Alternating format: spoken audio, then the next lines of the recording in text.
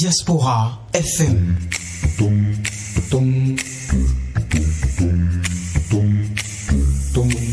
Diaspora FM, en direct de la Fondation Espace Afrique Civre de Glodigi, c'est le pied.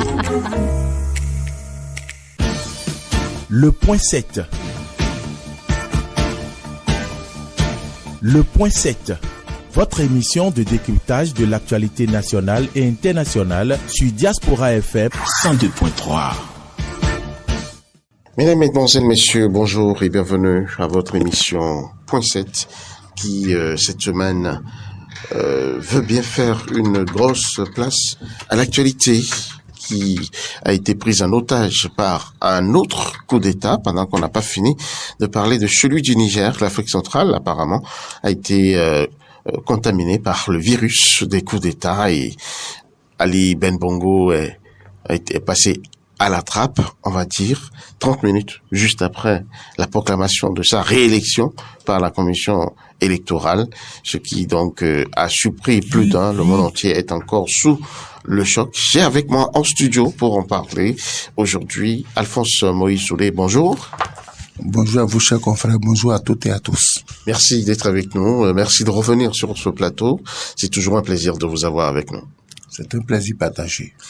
Vous êtes en studio avec Ishola Djigui, qui devient aussi un habitué de cette émission.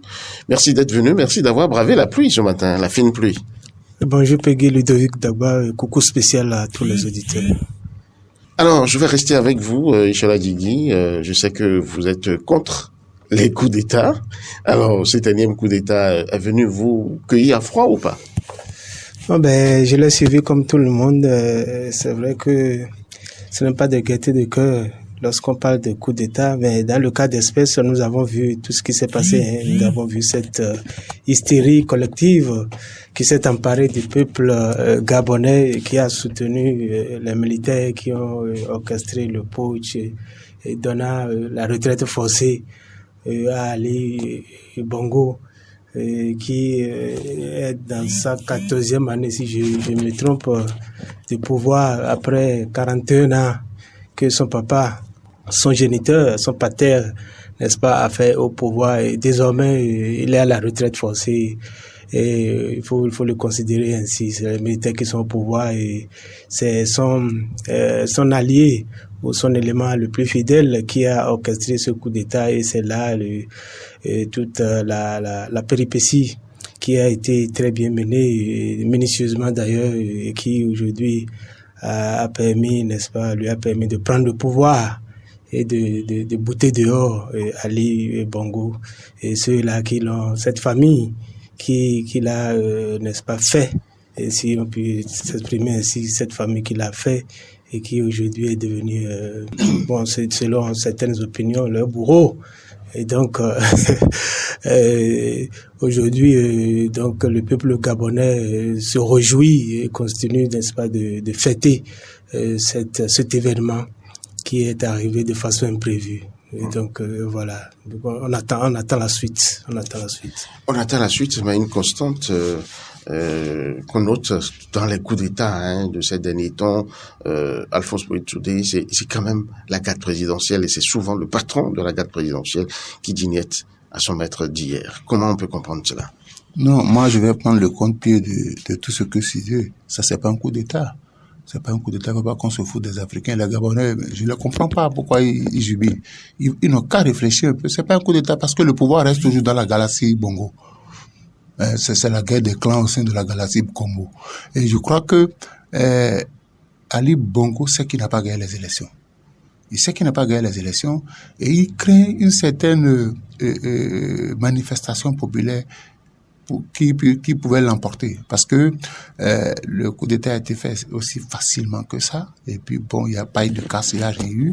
Et puis bon, c'est son fidèle allié qui a bénéficié des grâces qu'on appelle de la famille Bongo. Lui est un militaire, il est milliardaire. Qu'est-ce qu'il fait? Il est milliardaire, il est dans le monde des affaires. Ça dit que c'est un enfant de la maison qui reprend le pouvoir. C'est une porte de sortie honorable qu'on a donnée à Bongo, parce que Bongo ne souhaite pas remettre le pouvoir à Albert Hondo Ossa. Suivez le discours de Hondo au cours de la campagne. C'est-à-dire que quand il va prendre le pouvoir, il va pratiquement anéantir la famille Bongo parce que toute la fortune du Gabon se trouve dans les mains de la galaxie Bongo, qu'on le veuille ou pas.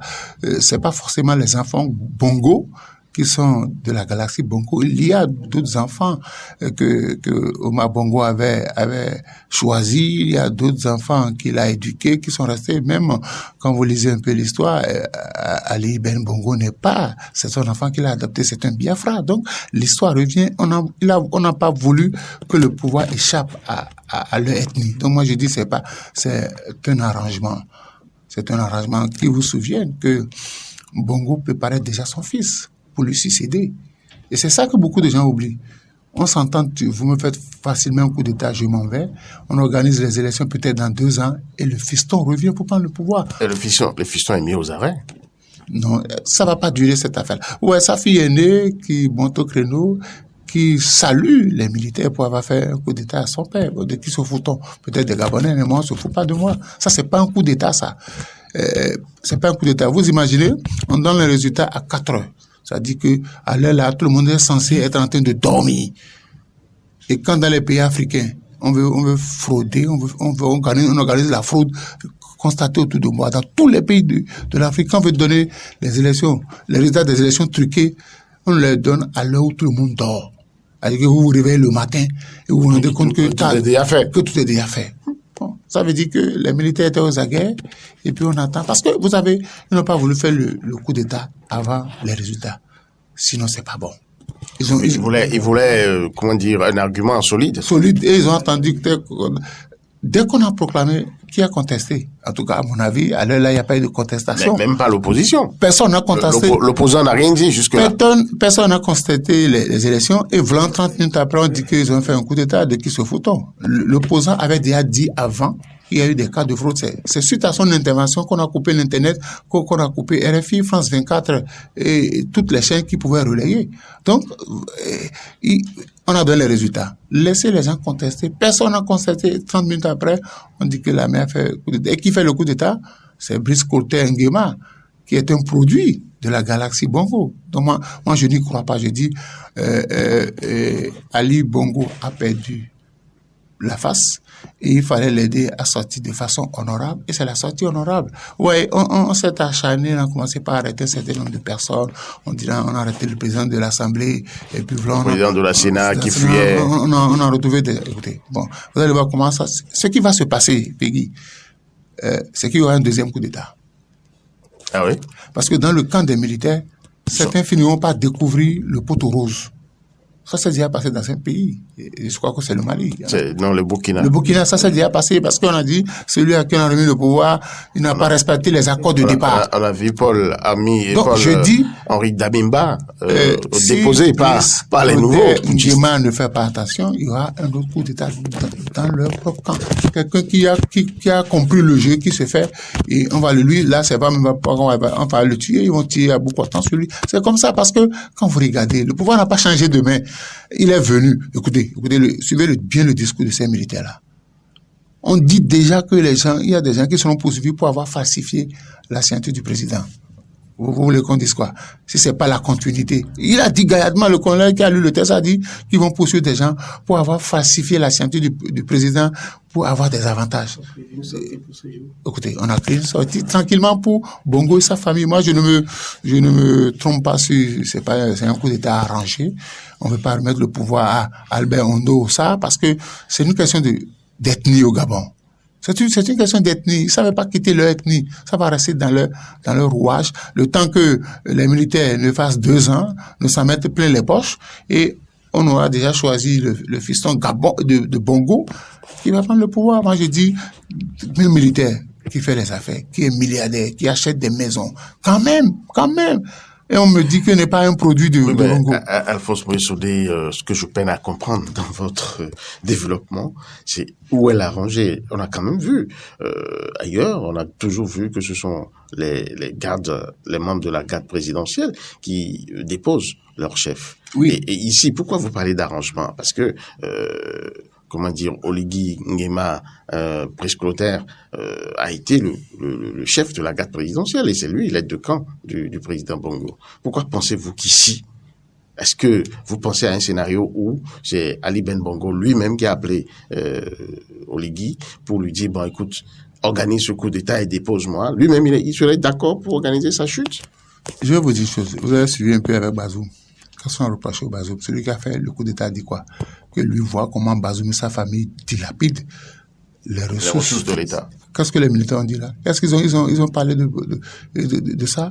Ils n'ont pas parlé de ça. Ouais, mais c'est pas les mêmes cas, c'est pas les mêmes causes, le coup d'État là-bas. Non, écoutez, soyons sérieux. Avant qu'on ne fasse coup d'État, c'est qu'on a donné les résultats. Des gens ont contesté. Et l'armée n'étant pas d'accord, a voulu rétablir l'ordre.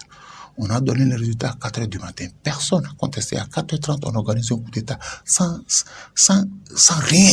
Ça veut dire que les militaires n'étaient pas d'accord avec les résultats qui ont été donnés. Ces militaires-là sont nourris par Ali Ben Bongo. Ce sont ces gars.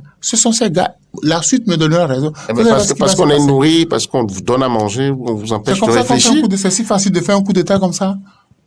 Et le président aussi qui a montré... Il appelle à des manifestations publiques pour qu'on le libère. Qui fait du bruit. Et il parle anglais. Bon, il parle anglais. Ça veut dire qu'il reporte des choses à la France. Encore que, qui sait si la France n'est... Parce que, vous savez, les coups d'État, là, c'est une affaire d'intérêt. Et vous savez, vous connaissez bien les intérêts de la France au Gabon. Je ne vous le dirai pas. Tout le monde connaît les intérêts de la France. Et la France peut être derrière ce coup d'État-là pour toujours sauvegarder. Vous savez qu'à un moment donné, le courant ne passait plus entre Ali Ben Bongo et la France. Et la France et Macron. On ne tourne pas le dos à la France. Allez demander à Gbagbo si on peut tourner le dos à la France. On ne tourne pas le dos facilement à la France. Vous avez vu comment les Français refusent de quitter le Niger. Les Français refusent de quitter le Niger. Pourquoi ça se passe comme ça? C'est cocasse. Oui, ça veut dire que la France peut permettre à Ali Ben Bongo de sortir par la porte. N'oubliez pas le procès des biens mal acquis qui n'est pas encore fini. Qui l'accable. Et ça a commencé en France. Et c'est maintenant qu'il a chuté que ça va reprendre. Je dis, et même dans la famille Bongo, vous savez que ça ne marche pas bien. Il y a de petites querelles, donc on peut s'entendre pour lui permettre. Il est un président à qui on fait un coup d'État, qui est en résidence surveillée, qui a la possibilité de faire interview, qui peut parler au monde entier. On se fout de qui? C'est pas normal. Moi, j'ai trouvé que quelque part, il y a quelque chose qui ne va pas. J'ai eu la chance. Quelque chose qui cloche. J'ai eu la chance, on a des confrères au Gabon, des gens avec qui j'ai étudié, beaucoup d'amis m'ont dit, écoutez, c'est une blague, ça, ils se foutent de nous. Tout compte fait, le pouvoir ne va pas quitter la galaxie Bongo. La galaxie Bongo n'est pas prête à laisser le pouvoir. Parce que Ondo, au cours de sa campagne, a dit beaucoup de choses qui inquiètent. C'est-à-dire que quand il va arriver au pouvoir, il va nettoyer le nom Bongo parce que c'est resté dans la tête. Des Gabonais sont nés, ils n'ont connu que la famille Bongo jusqu'à aujourd'hui. Et il a dénoncé beaucoup de choses.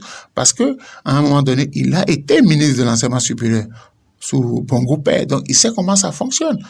Parce que pour détruire un système, il faut forcément utiliser quelqu'un qui maîtrise le système.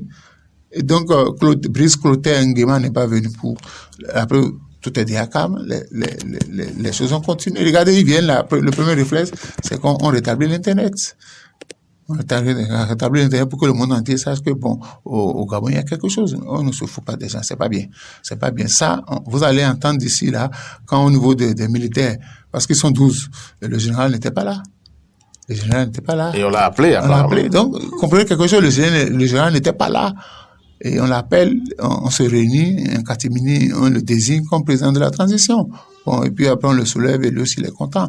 Alors que jusqu'au petit matin, mais c'est pas lui qui a neutralisé le président. S'il était du camp du président, il était de la garde républicaine, c'est lui qui devait neutraliser le président. Il devrait pas être loin. Il devait pas être loin, c'est lui qui devait. Bon, on a vu ça avec le Guinéen Alpha Condé, on a vu qu'il a neutralisé. Pourquoi au Gabon, c'est aujourd'hui, pour moi, les Gabonais peut-être sont contents parce que ils sont fatigués de la famille Bongo. Mais c'est un coup d'État arrangé. C'est, pour moi, je le dis, répète, c'est arrangé pour permettre au président, parce que physiquement, intellectuellement, il ne peut plus diriger le Gabon. il est déjà diminué. Mais il s'accroche au pouvoir. Moi, j'ai eu pitié de ces médecins-là qui ont fait la photo, la vidéo avec lui pour dire gaillardement que le président est bien portant. Quand même. Apte à diriger. Et que les Africains essaient de se foutre des Africains. C'est pas bon. C'est pas du tout bon. Ishola Djigui, un président qui apparemment est content d'être déposé. Vous avez suivi sa vidéo en anglais, là? Oui, je l'ai très bien suivi comme tout le monde. Il a parlé anglais. Je crois que le Gabon est membre du Commonwealth, donc il y a de quoi qu'il parle, n'est-ce pas, anglais. Mais moi, je ne voudrais pas m'aventurer sur le terrain de la France, ce que j'appellerais, n'est-ce pas, la France-phobie. Je ne m'aventurerai pas sur ce terrain parce que je vois ici, je ne parlerai pas non plus de coup d'État arrangé. Celui qui le dit, c'est pourquoi il le dit. Mais, selon ma grille de lecture, je ne vois pas un coup d'État arrangé. Je ne vois pas non plus une porte de sortie honorable qui lui aurait été ainsi ouverte. Il est déposé tout simplement et il sort par la petite porte. C'est mon point de vue. Donc, un coup d'État reste un coup d'État, quel que soit l'arrangement. Et ici, le contexte avec celui du Niger n'est pas le même. Moi, je ne vois pas la chose de la même manière. Je ne perçois pas le sujet sous le même angle, si je puis m'exprimer ainsi. Donc, là-bas, on sait ce qui s'est passé, ce que les militaires ont revendiqué. On sait. Ici aussi également, nous avons entendu. Donc, moi, je ne vois pas la chose de la même façon. Ce que vous avez entendu dans le cas du Gabon, est-ce que ça suscite, c'est de nature à susciter vraiment un coup d'État? Est-ce que c'est si grave? Oui, c'est si grave, suffisamment grave, parce que tout le monde s'y attendait. Il savait que Bongo allait se faire élire. Donc, c'est lui qui allait être proclamé élu. Donc, à partir de ce moment-là, tout le monde s'y attendait. Donc, et si le monsieur, son ancien, son chef de la garde présidentielle a essayé de le déposer, c'est parce que lui aussi, je fais une très bonne lecture, parce que lui aussi, il est là. Il est parmi dans le peuple. Il a une famille. Il sait tout ce qui se passe. Tout à l'heure, le doyen l'a dit, il fait partie de la galaxie Bongo, donc il sait tout ce qui se passe, il les a aidés, n'est-ce pas, à arriver jusqu'à ce niveau. C'est vrai que le pouvoir est jusqu'à présent, on peut dire que le pouvoir reste toujours dans la même galaxie, mais j'attends de voir, puisque aujourd'hui ils ont dit qu'ils envisagent faire un discours, faire une sortie pour parler à la communauté internationale.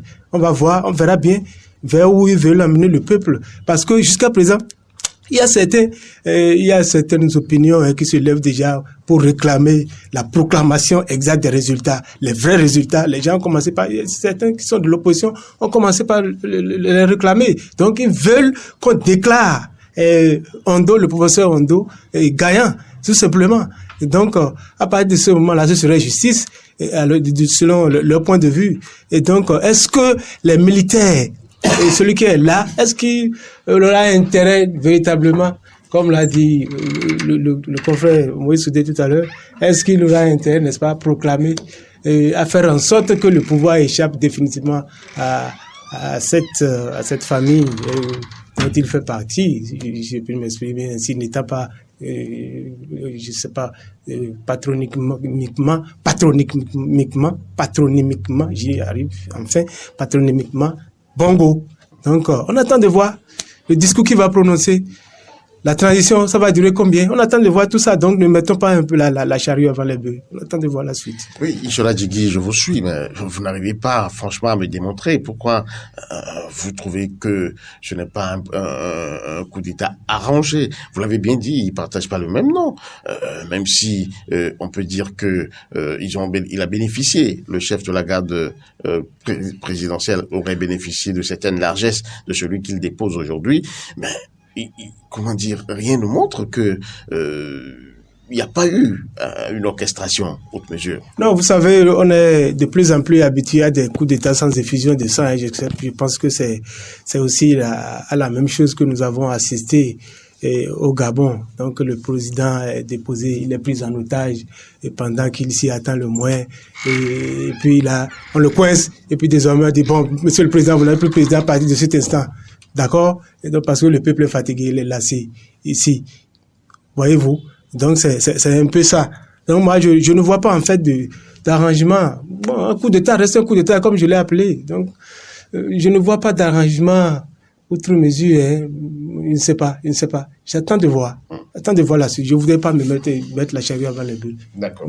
Alors, Alphonse Soudé, ici, il y a quand même un élément qui surprend. Ici, on dresse un parallèle entre ce qui s'est passé au Niger et ce qui se passe au Gabon. On n'a pas vu la communauté internationale se mettre en branle, se mettre en transe, comme dans le cas du Niger, où des sanctions ont été très vite prises, des condamnations. Même la France n'a pas condamné ce coup d'État-là. Elle dit prendre acte et suivre la situation de très près. On n'a pas vu la communauté économique et monétaire de l'Afrique centrale s'élever contre et prendre, des décisions, des sanctions pour rétablir l'ordre constitutionnel. Rien de tout ça. Est-ce que c'est tout ça aussi qui apporte de l'eau à votre moulin, vous qui pensez que c'est un coup d'État arrangé? Oui, je voudrais répondre aux confrères. Les militaires n'ont pas parlé de proclamer les résultats. Si tant est qu'ils étaient venus pour rétablir la justice, c'était d'obliger qu'on appelle le comité de gestion des élections de proclamer les résultats. Ils sont d'accord. Mais ils ont dit qu'ils ne sont pas d'accord avec les résultats. Non, ils ont annulé. Non, ils n'ont qu'à dire de proclamer les vrais résultats. Ils ont les vrais chiffres. Ne nous trompons pas, ils ont les vrais chiffres. Ok, si tant est qu'ils sont venus pour faire de la justice, écoutez, vous venez de prendre le pouvoir. Vous trouvez qu'il y a des gens déjà qui ont falsifié la signature du président. Vous identifiez déjà 7 personnes, 7 personnalités. Vous avez donné leur nom en direct. C'est pas moi qui ai donné les noms. C'est eux qui ont donné les noms. Et nullement, ils ont dit, nous souhaitons que le comité de gestion des élections proclame les vrais résultats. Parce que le pouvoir ne doit pas quitter le pouvoir galactique. Vous savez, il y a un problème d'ethnie. Il y a un problème d'ethnie. On ne peut pas donner le pouvoir.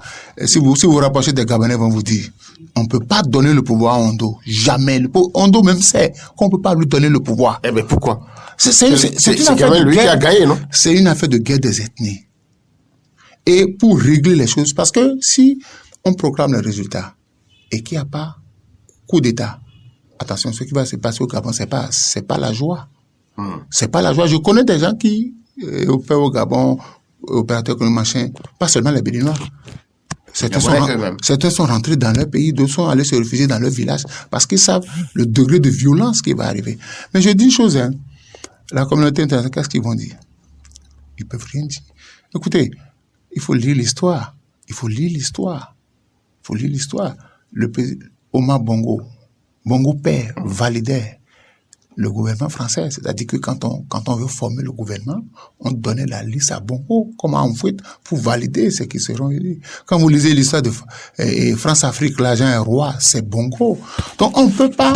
La France a beaucoup d'intérêts. Le pétrole, la société F, vous connaissez bien les dossiers de la société F. C'est le Gabon. Vous avez vu au départ, quand Ali Ben est arrivé, il a voulu travailler avec les Chinois. On lui a dit non tout de suite. Tout de suite. Et vous savez très bien que il est le grand maître d'une loge maçonnique et vous connaissez la force des francs-maçons dans la politique française. Donc, il y a beaucoup de choses qui font que les gens ne peuvent pas intervenir parce qu'aujourd'hui, qui a parlé, c'est le vieux du Cameroun qui a parlé, qui dit qu'il n'est pas d'accord, mais lui-même, qu'est-ce qu'il fait dans son pays? Il passe tout le temps en Suisse, il vient faire quelques 2 semaines au Cameroun, il retourne plus de conseil des ministres, il connaît même pas ses ministres. Voilà, voilà la réalité de l'Afrique. Donc aujourd'hui, pour des questions d'intérêt, la France a dit la France n'a pas été directe. Je suis ce qui se passe. Alors que directement on a condamné le voisin du Congo, Sassou Nguesso, n'a rien dit. Parce qu'il craint aussi pour son fauteuil. Mais oui, il n'a rien dit. La RDC, ils n'ont rien dit parce que la France passe par le Rwanda pour piller la RDC. Donc personne ne peut rien dire. Et je dis, voilà les éléments qui m'amènent à dire que on veut donner une sorte de partie honorable à Bongo. Bongo est fatigué. Il peut pas diriger, il ne peut plus. Parce que intellectuellement, il est diminué. Physiquement, il est diminué. Ça veut dire que c'est quelqu'un d'autre qui va diriger le pays par délégation. Et si vous appelez les Gabonais, ils vont vous dire, il est en train de préparer son fils pour le remplacer. Et l'autre a pris l'engagement Clotaire Brice Nguema a pris l'engagement de faire ça. Donc il ne faut pas qu'on se trompe. Moi, depuis hier, je n'ai pas dormi. Il faut fouiller, il faut lire. Ils sont venus pour arranger le terrain au fils de Bongo. Quand on va organiser les élections, dans peut-être 2 ans ou 3 ans, vous allez voir que c'est encore un élément de la galaxie Bongo qui viendra. Mais comment expliquez-vous la mise aux arrêts de ce fils-là, de Bongo? Écoutez, bon, c'est stratégique. Oui, c'est stratégique. On l'a mis aux arrêts. Vous voyez la fille du président qui sort. Oui, elle aussi qui sort et qui encourage, qui félicite les militaires d'avoir déposé son papa. Je ne vois pas aucun parti politique gabonais se lever pour féliciter ce qui s'est passé. Même au niveau du PDG, ils n'ont même pas pu lever le ton pour dire non, l'opposition n'a rien dit. On n'a même pas entendu Ondo. C'est tellement que, pour raison de sécurité, il s'est caché. Mais comment on peut comprendre ça? Mais oui. Vous savez, tu as la victoire, ta victoire qui t'est chippée vraiment sous ton nez comme ça, et puis tu ne réagis pas. Comment on peut comprendre ça? Non. Pour sa propre sécurité, une fois que les militaires ont pris le pouvoir, qu'est-ce qu'il va dire? Il peut rien dire. C'est l'occasion d'appeler les militaires à restaurer la démocratie, à restaurer les résultats sortis des urnes. C'est pourquoi j'ai dit, depuis que ils ont fait le coup d'État, est-ce qu'il y a un parti politique gabonais qui s'est prononcé? Personne. Ondo ne peut pas aller. Ondo a fait le système. Il connaît le mode de fonctionnement du système. Donc pour ça, peut-être pour des raisons de sécurité, il n'est plus peut-être. Vous avez vu comment on a réglé le compte des Jean Pinguet, Consort, les autres. Tranquillement, on sait comment on les règle. Donc il attend. Ils n'ont pas encore fait un discours officiel, puisque forcément, ils vont nous dire comment ils vont diriger le pays. Parce que si toutes les institutions sont dissoutes, c'est que forcément, il n'y a que le président de transition qui doit présenter son gouvernement. Donc, plus rien n'existe. Ça veut dire que le comité même qui a organisé les élections, il est dissous. Il est dissous. Donc, ne leur demandez pas de vous donner les vrais résultats. Ils avaient les vrais résultats qui n'étaient pas en faveur. Parce que Ondo a sorti les résultats où il était gagnant avec plus de 77%. Il dit ça, c'est les vrais résultats des urnes. Et les Gabonais étaient d'accord avec lui. Maintenant, les Gabonais, ils sont encore dans l'euphorie des coups d'État. Ils attendent que les militaires, pas pour qu'on dise, bon, on veut avoir maintenant les vrais... La preuve, est-ce que vous avez appris qu'ils ont arrêté les membres du comité de gestion des élections? Moi, je n'ai pas appris ça. Moi, j'ai vu des images passées où on a vu le président de la Sénat qui s'enfuyait à des dizaines de kilomètres. Non, c'est le truc du Parlement. Je parle de ceux qui ont organisé même les élections là. Est-ce qu'on est allé les chercher pour leur dire vous venez ici? Non, ça, il faut pas, ils vont pas faire ça. Et aujourd'hui, les coups d'État en Afrique, moi je dis, on ne veut pas faire l'apologie des coups d'État, mais je constate que les personnes ont dit à Bongo, quand notre président a dénoncé l'état de santé de Bongo qui ne peut plus continuer par DG. On a vu ça avec Bouteflika. Oui, qui était sur fauteuil. Fauteuil roulant. Et malgré ça, a été candidat et a été élu. Regardez Paul Biya. Regardez Ouattara. Mais quand ça se passe comme ça, aujourd'hui, Dieu merci, ça ne s'est pas passé en Afrique de l'Ouest. Sinon, j'allais voir ce que la CEDEAO allait dire. Les coups d'État, c'est forcément quelque chose. Même si ces coups d'État arrangés, c'est pour régler une situation. Parce que moi, j'avais peur. Dès que on a dit que Bongo a gagné, ces gens veulent brûler ce pays. C'est pour éviter de brûler ce pays que les militaires... Sinon, ça a été très rapide. Ça veut dire qu'ils étaient aux aguets. À 4 heures du matin, normalement, c'est l'heure de dormir. C'est l'heure de dormir. Il y a quelqu'un qui a même dit sur les réseaux sociaux que Bongo a été le président qui a eu le mandat le plus court. Et il en a même parlé. Donc, je crois que il faut que les Gabonais, maintenant que cette euphorie est passée, qu'on s'asseye, qu'on comprenne qu'est-ce qui s'est réellement passé. Parce que moi, j'ai eu la chance d'écouter les Gabonais. J'ai des amis qui sont là-bas, qui ont vécu la situation, qui sont énervés. Vous imaginez, bon, il y a des accolades entre les militaires soi-disant pushistes et ceux qui étaient appelés à loyalistes. Donc, il y a des embrassades, des gens sont restés loin, ont filmé, ils ont dit, mais de qui se fout-on? Les gens veulent comprendre. On a vu des Gabonais aller acheter de la boisson pour offrir aux militaires, et puis bon, non, c'est pas bon. Ce qui est sûr, il sera difficile dans ce pays-là de se débarrasser de la galaxie Bongo. Bongo, c'est pas seulement pas patronymie. Il y a des gens qui sont produits de Bongo. Par exemple, lui, Nguema, c'est un produit de Bongo. Depuis Bongo père, on l'a ramené. Que le colonel est passé à général. Donc, ils sont nombreux comme ça, qui sont nourris au lait de la famille. Ce qui pourrait peut-être arranger le Gabonais, c'est parce que je crains que Pascaline revienne encore. Les autres enfants Bongo qui ont été écartés par Ali, je crains qu'ils ne reviennent. Maintenant, parce qu'ils ont la possibilité maintenant. Ils ont la possibilité. Ils peuvent revenir. Lui, il avait déjà son plan. Ali avait déjà son plan. Celui de se faire remplacer par son fils. Et quand vous appelez les Gabonais, ils vont vous dire ça. C'est-à-dire que ça devient une monarchie, quoi. Le grand-père va diriger, le père va diriger, et le fils va prendre. Le petit-fils va prendre. Donc, ils sont pas encore prêts à renoncer à ce projet. Quand j'ai lu un peu, l'histoire de qu'on appelle de Nguema, Brice Clotaire Nguema, qui a juré fidélité au président Ali Bongo et qui ferait tout pour que ça marche. Donc, moi, je me dis, sortie honorable pour le papa, les militaires vont rester là, vont revoir les choses, ils vont revoir la constitution un peu de tout, et le fils va se préparer. C'est qu'on ouvre un boulevard pour le fiston. Ce qu'on voit là, d'ici quelques jours, vous n'allez plus entendre, on a cité des noms, bon, on les a livrés à la Vendée populaire, on les a mis aux arrêts, on finira par les libérer. C'est simple que ça, parce que lui qui parle, qui va faire du bruit, je sais qui lui, il a fait du bruit. Mais Noïse là, c'est qu'il a fait, quand on a fait coup d'état dans les deux pays là, est-ce qu'on a entendu savoir qui a fait du bruit, n'a qu'à appeler les gens de l'Afrique centrale comme lui, qui ne sont même pas assis correctement au niveau de leur pays. Personne ne fera de bruit. Personne ne fera de bruit.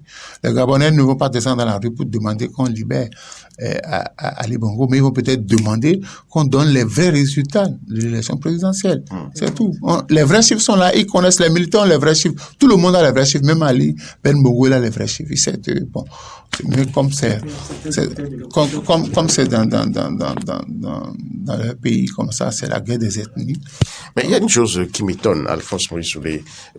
Il y a eu quand même une commission pour étudier les candidatures. Comment Ali Bongo, qu'on a vu, tout le monde voit les photos, les vidéos diminuées physiquement, comment a-t-il pu traverser les mailles pour être retenu comme candidat à la présidentielle? Il y a quand même des conditions. Quel médecin aura le culot d'invalider sa candidature pour raison de santé? Je ne vois pas. Tous on voit qu'il ne peut pas. Mais quel médecin aura le culot? Ben, il est médecin, il a le droit de dire la vérité à son patient. Ça ne se passe pas comme ça. Ça ne se passe pas comme ça. C'est une mafia, le pouvoir. On n'a pas choisi n'importe quel médecin. C'était peut-être des médecins qui ont bénéficié des avantages du système. Donc, on leur demande de venir valider. C'est les soumis. Oui, c'est les soumis. La preuve, ils n'ont eu aucune honte de se mettre devant les caméras avec le président, où le président disait que je suis en forme. Donc, pourtant, comme diraient les élèves, à vue d'œillement, tout le monde voit que le président n'est plus apte. La preuve, il a failli chuter sur le perron de l'Élysée, si l'autre n'était pas là pour le garder. Et puis bon, les séquelles de l'AVC sont encore là. Bon, écoute, moi je n'en veux pas aux médecins, ils n'ont pas le choix. Certainement que quand ils ont validé cette candidature, ils ont dû fuir du pays. Pour sauver leur vie. C'est comme ça se passe en politique. Quand vous lisez un peu après la mort de Mobutu, après la mort de Mfoueta, après la mort de Bongo, il y a des bouquins qui sont sortis. Vous allez voir comment ces gens-là fonctionnent dans le système. On ne prend pas n'importe qui, Il faut être initié pour travailler avec eux. C'est pas, il faut pas prendre quelqu'un qui va mettre le secret dehors. Nguema ne peut pas mettre le secret de la famille Bongo dehors. Non, il peut pas. Donc, il est obligé de protéger. C'est-à-dire que, peut-être lui, il va profiter de l'occasion pour agrandir sa richesse, parce qu'il est déjà milliardaire. Il va faire des concessions avec parce qu'on dit que c'est le neveu du président de la République. C'est son neveu. Donc, c'est la famille. Il peut tout faire, mais il peut pas descendre son oncle. Il peut pas descendre sa famille parce qu'il se protège. Donc, il est venu peut-être pour protéger les intérêts de son oncle, qui dit son oncle dit la famille Bongo, et pour permettre à son oncle d'aller, peut-être c'est un repos forcé qu'on lui a donné, et les militaires vont préparer, parce que nous ne rêvons pas, ils vont pas remettre le pouvoir à Ondo, personne ne remettra le pouvoir à Ondo, les militaires vont gérer, ils vont goûter au pouvoir, la succulence du pouvoir, et ils vont faire peut-être 2 ans, 3 ans, mettre tout à plat, revoir la constitution, et maintenant, peut-être remettre le pouvoir au fils Bongo, pour qu'il continue. Isola Djigui, vous voyez ce développement-là, la situation, cette issue, à cette situation actuelle au Bongo et au Gabon, pardon. Est-ce que parmi ceux qui ont validé la candidature, vous avez cherché à le savoir tout à l'heure, ceux qui ont validé la candidature de Bongo qui est aujourd'hui déposée, est-ce qu'il y avait parmi eux qui pourraient s'opposer n'est-ce pas, à ce tamis-là qui a été fait, même si cela a été fait de façon un peu extraordinaire, si je peux m'exprimer ainsi. C'est un collège de médecins. C'était tous des laquais du pouvoir, donc ils ne pouvaient pas refuser. Vous avez quelle preuve? Non, je ne le vois pas. Non, comme on les a vu faire, comme on le dit, c'est perceptible, et tout le monde le sait. Donc ils ne pouvaient pas refuser. Ils sont des laquais, ils sont des sbires, et donc, quand on dit sbires, laquais, donc, ils sont devenus oui. Ils ne pouvaient pas refuser, ils n'avaient pas le choix. Au risque de mettre en péril peut-être leur sécurité. C'est ça. Et c'est pourquoi, mais comment. Et on a vu aussi dans ce pays, quand on parle des médecins et tout ça, donc on a vu comment ça s'est passé ici, suivez mon regard. Et donc en son temps, et je l'ai dit dans ce studio, que normalement ceux-là devaient être interpellés et devaient être embastillés. Voyez-vous? Donc ils font partie de ceux-là qui induisent le peuple en erreur. Et aujourd'hui, c'est un peu le cas. Tous ceux-là doivent être aussi mis aux arrêts parce qu'ils ont failli. Ils ont failli. Quel que soit Alpha, ils ont failli. Parce qu'ils savaient pertinemment que le monsieur était, n'est-ce pas, physiquement diminué. Il n'avait pas, n'est-ce pas, toutes ses facultés, n'est-ce pas, physiques pour continuer à diriger le pays. Et pourtant, ils l'ont accepté. Et c'est les mêmes militaires qui ont contribué, n'est-ce pas, à toute l'intimidation, à la campagne d'intimidation qui a été dirigée, orientée contre le peuple. Parce que je me rappelle, avant les campagnes, à quelques heures de la fin de la campagne, le monsieur a été intimidé. On a empêché, n'est-ce pas, d'aller rencontrer les populations qui l'attendaient déjà dans l'euphorie, dans la clameur générale, n'est-ce pas, pour leur parler, aller contre le pouvoir, les sensibiliser à voter contre le pouvoir en place. Et pourtant, tous ceux-là sont là. Et ça s'est passé. Aujourd'hui, ils deviennent un bourreau. Donc, un coup d'État reste un coup d'État, quel que soit Alpha. Donc, c'est comme ça que moi je perçois la chose. C'est comme ça. Quant à la transition. Oui, voilà. Donc, comme je l'ai dit tantôt, je ne voudrais pas mettre la charrue avant les bœufs, je ne voudrais pas dévancer les faits parce que je ne suis pas dans le secret de Dieu.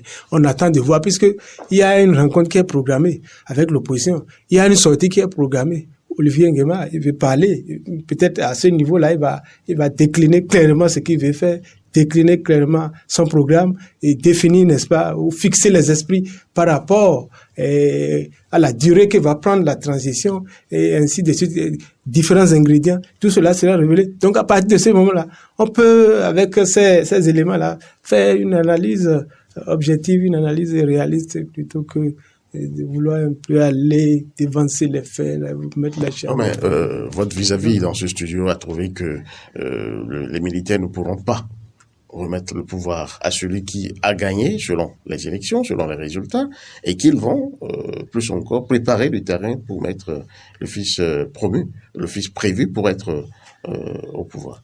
Oui, pour succéder à son papa. Oui, c'est ce que j'ai dit. Cela n'est pas souhaitable. Puisque qu'est-ce que nous refusons? Qu'est-ce que nous acceptons? Si demain, on fait tout pour permettre de baliser le terrain, n'est-ce pas, aux petits, pour qu'ils prennent le relais, Olivier Nguema en question aurait failli à sa mission aussi. Et en ce moment-là, il pourrait être interpellé. Voyez-vous? Donc, lui aussi. Et qui va l'interpeller puisqu'il est le chef de l'armée, on va dire, aujourd'hui. On a parlé tout à l'heure d'un second coup d'État qui pourrait venir. D'accord? Donc, il a intérêt à bien faire les choses. S'il fait mal, lui aussi, il a cette hantise-là qui est là. Hein. Il risque d'être éjecté aussi par quelqu'un d'autre, un élément de l'armée aussi. Donc, voyez-vous, donc il a intérêt à faire. Et ce que nous allons souhaiter, c'est qu'il fasse les choses en rassembleur, qu'il fasse les choses très bien, qu'il associe tout le monde. C'est vrai que ce n'est pas possible, l'unanimité n'est pas possible, mais qu'il recherche dans tout ce qu'il fera le consensus, tout au moins, pour qu'on ne l'accuse pas demain de ci et de ça. Donc c'est ce que nous allons souhaiter, que la transition se fasse dans les règles de l'art, que la gestion du pouvoir, jusqu'à sa remise, n'est-ce pas, à un pouvoir, à un régime civil, prochainement, que cela se fasse dans les règles de l'art. Pourquoi ne peut-on pas exiger qu'il y ait ce retour au pouvoir civil actuellement, puisque c'est des élections qui ont été, dont les résultats ont créé problème. On sait que c'est pas les vrais résultats existent. Pourquoi on ne peut pas exiger la proclamation de ces vrais résultats? Non, les militaires ont annulé, ils ont parlé d'annulation. On peut pas annuler comme ça. Ah, mais comment? Mais c'est ce qu'ils ont fait. Le désir de la paix, puisqu'ils l'ont dit. le désir de la paix, ajouté au désir de l'émancipation du peuple, a permis d'en arriver là. Donc, ils ont intérêt à faire en sorte que les choses se fassent dans les règles de l'art et répondre aux aspirations les plus profondes de la population. Sinon, il aurait failli. Et là, surviendrait un second coup d'État, comme cela s'est passé au Burkina et tout. Donc, nous ne le souhaitons pas. Appelons-le à l'esprit de responsabilité. Appelons-le à cette posture qui, n'est-ce pas, lui permet de rassembler tout le monde parce qu'ils ont prévu une rencontre pour l'opposition, avec l'opposition, je crois. Donc, attendons tout ça là pour voir, mettre les choses bout à bout et analyser, faire la synthèse pour voir ce qu'on pourrait dire avec exactitude. Alors, Alphonse Maurice Soulé, on va clore ce chapitre, mais par cette dernière question, on constate que, franchement, les coups d'État se multiplient en Afrique. C'était l'Afrique de l'Ouest qui était sous les feux de la rampe. Aujourd'hui, le Gabon est contaminé, donc l'Afrique centrale aussi, qui participe désormais à la danse. Quelle serait la solution miracle pour arrêter la saignée de ce côté-là, pour arrêter le cours des coups d'État en Afrique? Nous sommes entrés dans un nouveau cycle. Cela prouve que les civils ont failli. On parle de démocratie. Qu'est-ce qui amène les coups d'État? Vous avez fini 2 mandats, vous refusez de partir, vous tripatouillez la Constitution. Ça énerve. Et c'est ça qui fait le problème parce que les militaires, vous savez, après les indépendances, c'était des civils formés dans la métropole qui avaient pris le pouvoir. Et dans les années 112, les militaires presque dans tous les pays africains ont repris le pouvoir. Et à un moment donné, après, au lendemain des conférences nationales, on a dit qu'il faut faire des organisations libres et transparentes. Les civils sont arrivés. Mais à un moment donné, les civils ont montré leur carence, leurs limites, ils ont démontré leur boulimie du pouvoir. Et les militaires sont venus pour nettoyer la maison. Encore une fois. Pour nettoyer la maison. Donc, il va falloir que, quand vous avez levé le doigt pour être président, vous avez dit mandat de 3 ans, 4 ans, 5 ans renouvelable une fois. Qu'est-ce qui vous empêche? Très peu de présidents finissent et s'en vont. Très peu de présidents. Aujourd'hui, vous allez voir Alpha Konaré. Il a fini de demander les partis. On n'entend même plus parler de lui. Il a continué ses coups. Il va falloir que la plupart des présidents africains se comportent comme ça. Et je vais aussi m'adresser aux parlementaires parce que la plupart des chefs d'État qui révisent la Constitution ne le font pas par référendum. Ça se règle à l'Assemblée nationale. Ça veut dire que c'est des députés qui sont là sans conviction. Sans conviction. Aujourd'hui, tout le monde, en Afrique de l'Ouest, tout le monde crie, écoutez, quand ces présidents étaient en train de tripatouiller la Constitution, où est-ce que nous étions? Personne n'a rien dit à ce moment-là. Nous avons fait preuve d'un silence coupable. Donc je dis, il faut que ce qui est dit soit fait. Ce qui est dit soit fait. Parce que si vous ne le faites pas, forcément, les militaires viendront. Et ce que je dis, ceux qui sont venus au Gabon, ils ne feront pas moins de 3 ans. Regardez, partout en Afrique, Tchad, 3 ans, quand ils viennent, ils disent 3 ans, parce que ils sont venus changer la Constitution. Forcément, ceux qui vont proposer à l'opposition, c'est la gestion concertée du pouvoir. C'est-à-dire que Brice Clotaire Nguema reste le président de la République.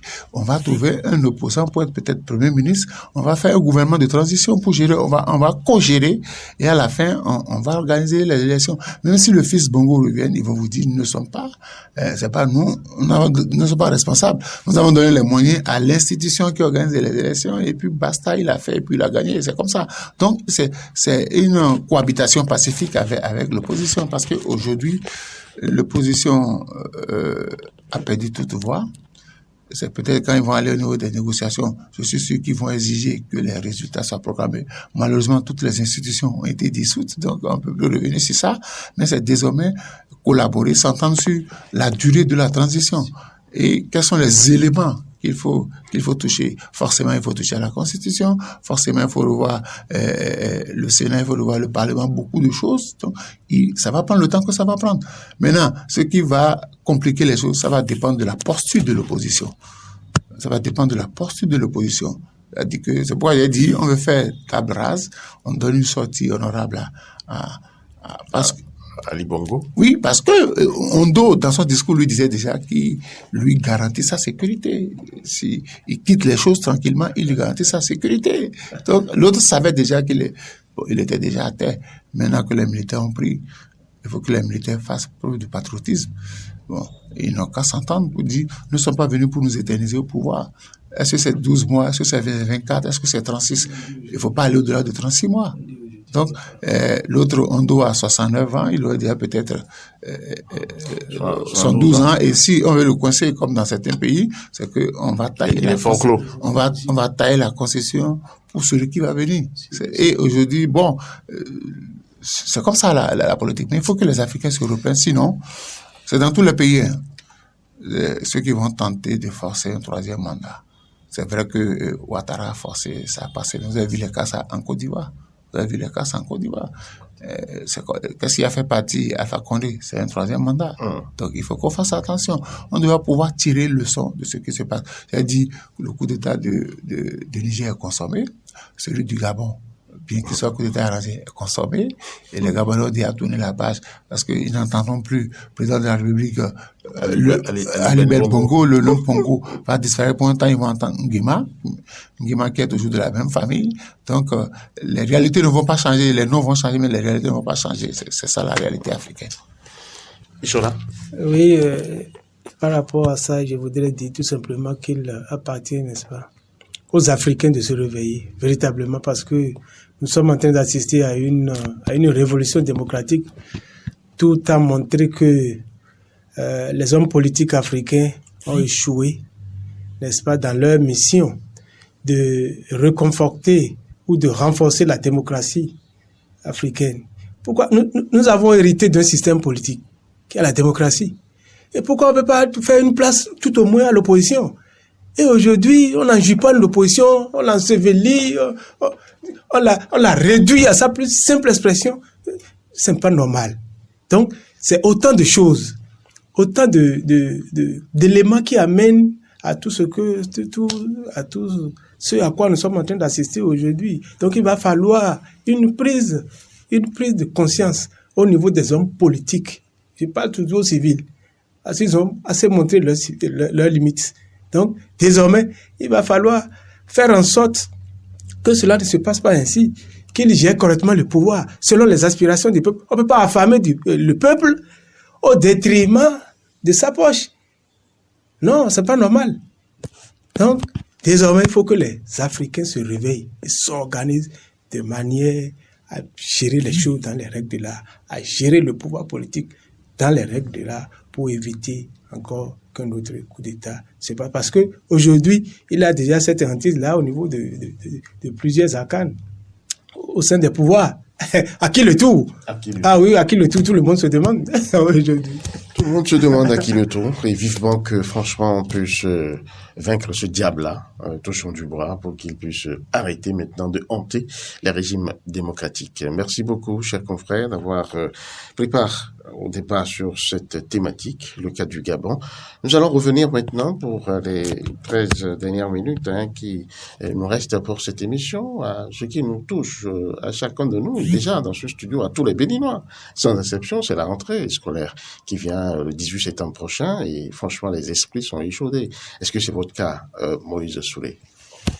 Écoutez, moi, je suis sorti un peu, j'ai fait le tour de la ville. Il y a la foire de la rentrée scolaire qui est à l'Étoile Rouge, mais les dames s'ennuient parce que... Il n'y a pas la grande affluence. Les parents continuent de chercher l'argent parce que le premier réflexe, c'est de faire d'abord l'inscription de son enfant pour être sûr que la place lui est garantie. Après ça, vous achetez l'uniforme, on vous donne la liste des fournitures, vous allez acheter tout au moins le cahier. Et aujourd'hui, bon, les Béninois se contentent de leur salaire. Il y a certains même qui n'ont plus de salaire puisque les entreprises dans lesquelles ils travaillent sont fermées. Donc les parents entendent que d'autres viennent à leur secours. Et c'est compliqué. Quand vous allez dans les écoles, vous allez voir que la pré-rentrée n'est pas encore une réalité. Non, c'est même pas la pré-rentrée. Le taux de réinscription mais d'inscription, le taux n'est pas aussi élevé. Il y a des gens qui attendent, qui sont en train de courir. C'est-à-dire que bon, sont en train de frapper à des portes pour avoir les moyens. Donc il y a cette morosité-là qui inquiète. Vous allez voir dans certaines écoles, il y a des enfants même qui ne vont pas commencer le 18. Parce que les parents n'ont pas rempli les premières formalités. Donc, il va falloir qu'on trouve, dans d'autres pays où on subventionne les cahiers. Bon, il faut penser à ça parce que, tout le monde ne veut pas devenir opérateur économique. Et on a besoin tout le monde n'est pas politicien non plus. Tout le monde ne fera pas la politique. On a besoin des cadres. Tout pays qui aspire au développement a besoin des cadres, on les appelle les cadres de conception. Si des gens vont exécuter dans les manœuvres, il faut quelqu'un qui va concevoir d'abord le projet. Donc, si on ne fait pas attention, et puis, ça n'inquiète personne. Beaucoup de Béninois sont en train de quitter le pays, ceux qui sont ici, à un moment donné, les parents n'ont plus les moyens, et l'école se meurt. Donc, je dis, il faut revoir le gouvernement qui est là, encore 3 ans devant lui, pour améliorer les choses. Moi, je suis un peu gêné. Je suis dans le monde éducatif. Et vous êtes au bureau, les parents arrivent, ils viennent prendre la liste des fournitures. Tous n'ont même pas encore retiré les bulletins de l'année dernière parce qu'il reste de voir aux différentes comptabilités des écoles. Donc, ça pose un problème. Aujourd'hui, je me demande, on s'est toujours inquiété comme ça chaque année, mais ça finit par se réaliser. Mais les parents sont obligés d'acheter des cahiers de mauvaise qualité, pas de bonne qualité pour les enfants parce qu'ils aspirent à acheter, mais les moyens ne rentrent pas. Aujourd'hui, vous allez voir qu'il n'y a plus les mouvements d'humeur dans l'enseignement public, donc les privés se vident. Les privés se vident, les parents préfèrent maintenant, comme au niveau de l'État, on ne peut plus faire grève, c'est interdit. Ok, donc il y a beaucoup de choses qui entrent dans les préparatifs. Il y a des parents qui sont obligés de faire partir les enfants du privé, le public, parce que n'ayant plus les moyens, les activités ne nous le rendent pas. Il y a des activités qui ne marchent pas, qui ne marchent plus. Donc les gens sont obligés. C'est pas que l'argent qui circulait n'était pas le bon. Non, il y a des gens qui ont perdu leur boulot. Il y a des gens, papa, maman, ils ont perdu leur boulot et papa a oublié de faire zémidian chaque fois. Donc il y a de ces réalités là. Je dis, tous les Béninois ne peuvent pas être riches, mais on peut faire le bonheur de la majorité des Béninois. Donc, le bonheur d'un parent passe par la rentrée effective de ses enfants à l'école. Parce que si le premier jour, le 18, tu es à la maison, tes enfants sont à la maison, ça pose un problème. Mais tu es à l'école et tes enfants sont à la maison, ça pose un problème. Donc, il faudrait qu'on puisse voir. Est-ce qu'il faut créer des tontines pour les parents au cours de l'année scolaire pour les préparer la rentrée d'après, c'est-à-dire des structures formelles. Bon, il faut voir comment ça se passe. Parce que. Et tout ça là sur le même salaire, qui n'a pas augmenté? Bon, écoutez. Non, on a augmenté le SMIC. Est-ce que c'est déjà effectif partout? Si c'est effectif dans le public, c'est pas effectif dans le privé. Donc il faut que on puisse voir. Moi, je dis, les Béninois ne veulent pas tout, ils veulent pas forcément avoir une voiture, ils veulent pas avoir forcément une maison, mais ils veulent que les enfants aillent à l'école, que chacun veut avoir dans sa famille des cadres. Mais si tu n'as pas les moyens de payer l'écolage de ton enfant, ça pose un problème. Et ça pose un problème pour la famille, mais pour la nation. Parce qu'à un moment donné, c'est ceux qui ont les milliardaires, les millionnaires, les enfants iront étudier à l'extérieur et viendront s'imposer aux autres qui sont restés. Oui, parce qu'on a tort d'être pauvres. Choradini, vous avez quelle solution miracle pour ces parents démunis? Ces parents, il y a même plus d'une catégorie de parents démunis. On va dire tous les parents, puisque il y en a pas qui ne crient pas, au manque d'argent. Non, moi, je n'ai pas une solution miracle. Et à partir du moment où on a tué tous les philanthropes qui sont dans le pays et on a semé une espèce de trouille, de zizanie au sein de ceux-là qui ont la main sur le cœur, comme on le dit, les philanthropes qui aident les populations, les démunis, ceux qui sont dans une situation sociale précarisante, tous ceux-là, on les a tous tués. Et donc, qui viendra au secours? Tout le monde aujourd'hui appelle Dieu. On fait du panthéisme au sein de la population. Donc, tout est réduit à Dieu. On appelle Dieu. Tout ce qu'on veut faire, c'est Dieu, Dieu, Dieu, Dieu, Dieu. On appelle Dieu au secours. Donc, voyez-vous. On n'a pas un autre secours. Dans ces conditions-là, on peut pas avoir d'affluence au niveau des stands qui sont installés un peu partout. Aujourd'hui, on gère difficilement le quotidien. C'est difficile d'accomplir 3 repas par jour. Vous le savez mieux que moi. Donc, dans ces conditions, il est compliqué, difficile, extrêmement exécrable pour les parents d'élèves d'avoir les moyens pour, n'est-ce pas, accomplir cette tâche, aider les enfants, inscrits, réinscrits, acheter les fournitures et les envoyer à l'école. C'est compliqué. Il appartient au gouvernement de voir ce qu'il y a lieu de faire pour alléger un peu la tâche aux parents et faire en sorte que les gens, ceux-là qui ont un peu les moyens, nous avons beaucoup aujourd'hui au sein de l'establishment, nous avons beaucoup de personnes qui s'enrichissent. Pourquoi ceux-là, on ne peut pas laisser ceux-là aller aider les populations les plus démunies? Pourquoi? Que se passe-t-il? Voilà. Alors, Alors, le problème ne peut-il pas être, comment dirais-je, érigé en une grosse préoccupation nationale où on ne trouvera quand même des solutions? Moi, je connais des pays dans lesquels, à l'approche, comment dire, de la rentrée comme ça, on fait la subvention des produits scolaires. On trouve des formules pour aider quand même les parents à inscrire leurs enfants à l'école. Mais pourquoi on ne peut pas ériger la question en une préoccupation nationale chez nous? Non, c'est la préoccupation nationale est déjà là. Ah oui, c'est pour ça qu'on a dit il faut la loi sur la limitation des naissances. C'est justement ça. C'est pour éviter ça. Parce que quand vous avez une... Même quand on a un enfant, deux enfants, on va pas les Peggy, scolariser. Peggy, les préoccupations de 2 enfants ne sont pas les mêmes que les préoccupations de ceux qui ont une ribambelle d'enfants. Donc, mais la moyenne aujourd'hui, Alphonse Maurice Soudé, c'est quand même 2 à 3 enfants. Ce n'est plus 4, ce n'est plus 5, ce n'est plus 7, comme par le passé. Les statistiques sont là. Vous savez, moi, j'ai eu cette chance-là au moment où nous allions à l'école. Nous prenions les vacances en décembre, vous vous rappelez. C'était allé au Niger. Dans les pays anglophones, l'État met des subventions à la disposition des écoles. On met des subventions à la disposition des écoles. Je crois que il faut qu'on y pense. On y pense. Il faut qu'on y pense sérieusement et qu'on permette. Il y avait des ONG qui s'en occupaient, des gens qui faisaient, il y avait des fondations qui faisaient de la philanthropie. Il y en a plus. Il y a aussi des hommes politiques en temps. Moi, j'en connaissais qui, dans leur village, ils prennent, c'est-à-dire qu'ils ont un genre de cabinet, les gens vont déposer la liste des fournitures là, et tout au moins, ils n'achètent pas les livres, mais tout ce qui est cahier, bic, crayon, les intrants indispensables. C'est surtout à l'approche des élections qu'on voit ce genre de phénomène. Ils vont faire ça cette rentrée. Ils vont faire ça cette rentrée. 2026, c'est loin. Ceux qui préparent 2026, non. On aura la rentrée scolaire 2023, 2024, 2024, 2025. Voilà. Donc, ils ont, sur 3 années scolaires, ils vont quand même conquérir le cœur des Béninois à travers. Ils vont bientôt faire ça, bientôt entendre que on allait déposer des cahiers, des bics, des sacs chez le délégué. Le délégué connaissant bien les familles diminuées, les démunies, on va leur donner les moyens. Ils le font, mais c'est limité, c'est avec intérêt, c'est pas de la philanthropie. On est en train de corrompre comme ça les gens pour les élections à venir. Oui, donc je dis, il faut qu'on encourage ces ONG-là. Parce que je me rappelle, tout le monde l'a connu ici, Humanité Bénin, Edgar Alia. Oui. J'ai eu la chance quand j'étais en terminale en tant que délégué général des élèves du CEJ de Tantokpa, il est venu nous offrir des bouquins. Et c'est moi qui ai délivré le discours. Depuis que lui, il est rentré en politique et on n'entend plus parler de Humanité Bénin qui offrait des livres un peu partout. On n'en fait pas comprendre que c'était un chemin qu'il a emprunté pour aller vers la politique. Il n'y a plus quelqu'un d'autre qui le fasse. On devait encourager beaucoup de personnes à faire de la philanthropie sans pouvoir profiter après de nos compatriotes. On en a besoin parce que tous les doigts de la main ne sont pas égaux.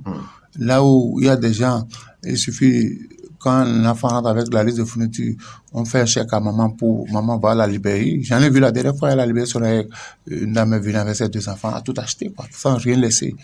Elle a tout acheté, dit, ben non, on va bientôt voyager, il faut que tout soit prêt pour la rentrée. Et j'étais en début août, hein. Wow. C'est que les moyens le font, mais d'autres ils viennent. J'ai vu un parent qui était obligé, il était dans l'embarras du choix dans les cahiers. J'ai dû lui dire, écoutez, prenez tel cahier. Il dit, bon, je n'ai pas beaucoup d'argent, je vais acheter les cahiers. Après, je vais revenir acheter les boîtes de crème, machin, tout ça. Donc, c'est un peu difficile à des gens. D'autres vous diront, écoutez, dès que les enfants ont pris les vacances, il faut commencer par cotiser. Non. Les Béninois honnêtes vivent de leur salaire. Et ça ne suffit même pas pour régler le problème de la famille. Je dis les Béninois honnêtes. C'est-à-dire que ceux qui ne font pas les couloirs pour avoir d'autres sources de revenus, ceux qui ne font pas les djibiti, d'autres se contentent de leur salaire, vous allez les voir les soirs faire du zémidjan pour arrondir les fins du mois. Et celui-là, celui qui quitte le boulot, fait du zémidjan le lendemain, c'est ça que j'ai dit à quelqu'un, tu vas te tuer à la recherche de l'argent et quand tu trouves l'argent, tu vas tout mettre dans la santé. Donc, il faut que l'État puisse revoir comment faire pour améliorer les conditions de vie et de travail de nos compatriotes. Parce que nous, on ne veut pas tous être riches, on ne veut pas construire des villas, on ne veut pas acheter des caisses. Il y a zémidjan, il y a Goutaxi, mais qu'on puisse au moins avoir les 2 repas, qu'on puisse soigner nos enfants, qu'on puisse instruire nos enfants, c'est capital. Sinon, il va arriver un moment donné, bon, Aujourd'hui, dans la loi sur les collaborateurs extérieurs, quand on ne trouve pas chez nous, la loi nous donne la possibilité d'aller chercher ailleurs. On ne va pas continuer avec ça. Il faut qu'on forme chez nous les cadres. Il faut qu'on forme les cadres parce que nos cadres sont recherchés ailleurs. Mais au pays, ils sont méprisés parce qu'ils n'ont pas de parrain politique. Merci beaucoup. Ce sera votre conclusion dans cette émission. Ishola Digny, votre conclusion. Je vous remercie infiniment. Je remercie aussi les auditeurs, ceux qui nous ont écoutés de bout en bout. Je voudrais encore appeler le chef de l'État à ouvrir un peu, n'est-ce pas, le circuit, si je puis m'exprimer ainsi, afin que les Béninois puissent, n'est-ce pas, manger désormais à leur faim. Puissent, à défaut de 3 repas par jour, qu'ils puissent, n'est-ce pas, être à même d'accomplir au moins 2 repas par jour, l'assurer, pour que les choses aillent pour le mieux dans le pays. Parce que vraiment, ça ne va pas et tout le monde est crispé. Vous ne voyez pas comment ça se passe dans la circulation? À la moindre d'un catastrophe, comme et puis ça commence. Donc, c'est autant d'éléments qui amènent, n'est-ce pas, vers cette situation. La misère ambiante, la situation précarisante qu'il y a dans le pays, il a fait en sorte que toutes ces situations-là, n'est-ce pas, arrivent, ces genres de choses arrivent. Donc, il va falloir que le hautement social soit mieux orienté dans ce sens pour que les uns et les autres poussent un ouf de soulagement. Je vous remercie. Merci à vous, merci chers confrères d'être venus dans ce studio pour le compte de cette semaine de Point 7 qui était heureux évidemment de développer ces 2 sujets qui polarisent l'attention. Nous allons y revenir dans nos prochaines émissions puisque les développements ne font que commencer. On va les suivre de manière précise et avec minutie. Merci d'avoir été avec nous. Le Point 7. Le Point 7, votre émission de décryptage de l'actualité nationale et internationale sur Diaspora FM 102.3. Diaspora FM.